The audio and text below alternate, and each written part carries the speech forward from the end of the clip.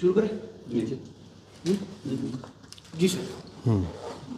पहले इस कार्यक्रम और प्रेस कॉन्फ्रेंस के हेतु के बारे में श्री क्षत्रिय युवक संघ एक संस्था है जो पिछले 78 वर्ष से समाज में काम कर रही है और ये युवक और युवतियों में संस्कार निर्माण का काम करती है। जो अपने शाखाओं के माध्यम से, शिविरों के माध्यम से जगह जगह इस प्रकार के शिविर लगाकर उनको संस्कारित करने का प्रयास कर रही है। इसी संदर्भ में जो इनके संस्थापक हैं पूज्य तन सिंह जी, उनकी 101वीं जयंती हम मना रहे हैं।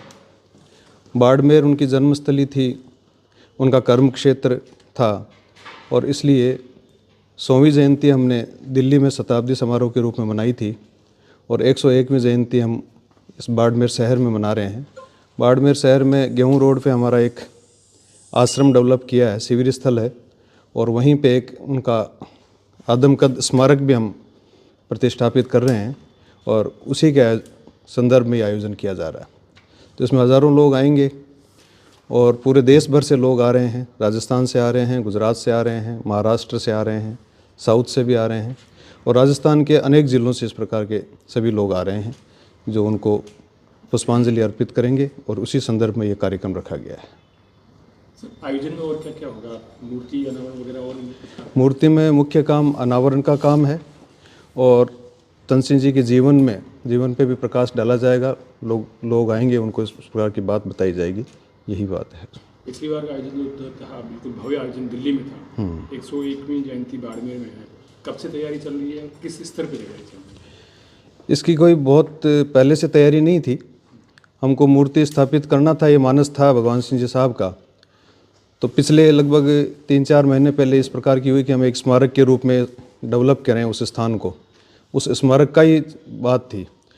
100वीं जयंती मनाई थी, तब ये था कि बाड़मेर में हम इस प्रकार की 101वीं जयंती मनाएंगे, लेकिन इस भव्य रूप में मनाएंगे इस प्रकार का कोई नहीं था।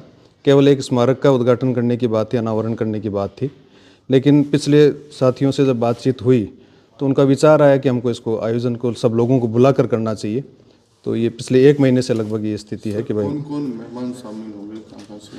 मेहमान सभी लोगों को बुलाया गया है, चाहे वो एमएलए हैं, चाहे वो एमपी हैं, चाहे समाज के प्रतिष्ठित व्यक्ति हैं, सभी लोगों को बुलाएं। सभी हमारे मेहमान और सभी हमारे घर के व्यक्ति हैं। कोई ऐसा विशिष्ट कोई नहीं है कि उसको हमने मेहमान के रूप में बुलाया जाएगा। सर, ये सामाजिक कार्यक्रम होगा या फिर ये सभी जो तन सिंह जी के जो फॉलोअर्स हैं उन सबके लिए? 100% सामाजिक कार्यक्रम है जिसमें कोई केवल एक जाति से संबंधित नहीं है, क्योंकि क्षत्रिय युवक संघ जातिवाद में कभी विश्वास करता नहीं है और सभी जातियों को साथ लेकर चलने का बात करता है। लेकिन पहले शुरुआत अपने घर से करने की बात है, इसलिए सभी लोगों को बुलाया है। समाज के लोगों को भी बुलाया है, अन्यत्र दूसरे जाति के लोग हैं उनको भी बुलाया, यहाँ तक कि दूसरे धर्म के लोग हैं उनको भी बुलाया गया।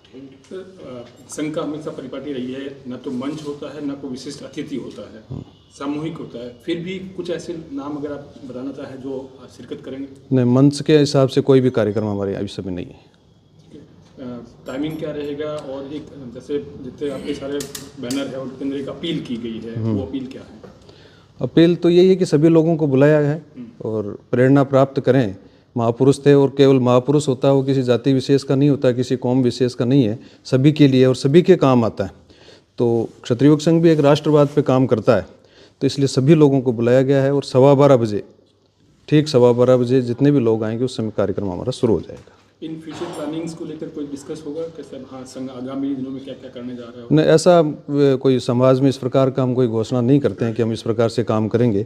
हम हमारे जो दैनिक काम है उस काम से ही इस प्रकार की बात करते हैं और हमारी खुद की मीटिंग बुला के इस प्रकार के आगे के आयोजन की हम बात करते हैं। पारंपरिक गणवेश में पधारने की बात ये कही है कि थोड़ा अच्छा लगता है और कुछ उत्सव होते हैं उसी में हम इस प्रकार के परंपरानुसार कपड़े पहनते हैं। तो लोगों का है जैसे केसरिया, महिलाएं हैं वो केसरिया ओढ़ना ओढ़ के आए, पुरुष है अगर साफा बांध के आए, लेकिन जो हमारे स्वयंसेवक वो अपने गणवेश में आएंगे जो कि सफ़ेद शर्ट और काली पैंट के रूप में है, वो सारे इस प्रकार से। अनुमानित तादाद कुछ बता पाएंगे?